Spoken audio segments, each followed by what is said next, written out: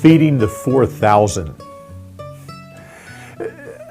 I like to call this, starting with the last story, Jesus going to the Gentiles.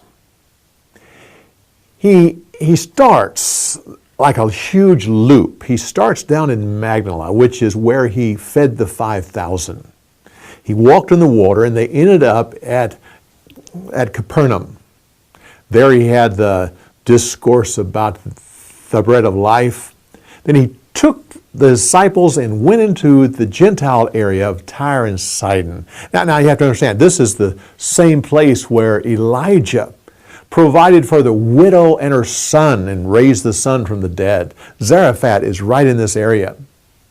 After he leaves Tyre and Sidon, he goes across the northern part of Upper Galilee and goes down into an area called Decapolis, 10 cities, 10 Gentile cities. He comes up on the Gentile side of the Sea of Galilee. The scripture doesn't say, but I often wondered if he maybe touched base with the man who he had cast out a legion of demons. I like to think that he did. At that point, he feeds the 4,000. Now remember, the man who had been had the legion of demons had been talking it up. These are the same people that told him to leave. Now they crowd around and the big thing is they want to see people healed. They bring people just like the demon-possessed man. Well, then Jesus takes a boat and goes back across the Sea of Galilee and ends up at Magdala, which is the beginning of that entire loop. So it's the loop into Gentile area all the way back, going across and back up at the same place. I don't think Jesus was necessarily thinking about this loop around, but to me, I find it interesting.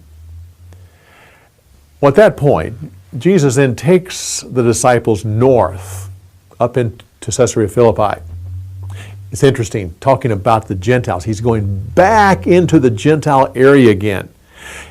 It's also, the road that they're taking is called the Damascus Road. If they had gone on, they would have gone all the way to Damascus. Since we're talking about Gentiles, a few years later, there's a young Pharisee walking along this road by the name of Saul.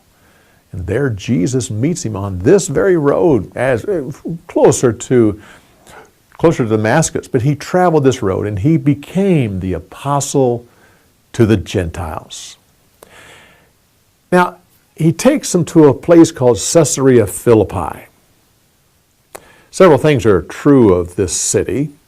First of all, the river Jordan comes from 3 rivers, but the main source is the river Dan, which starts right here in Caesarea Philippi. A huge spring comes right out of the mountain. A cave comes right out. It's a beautiful place.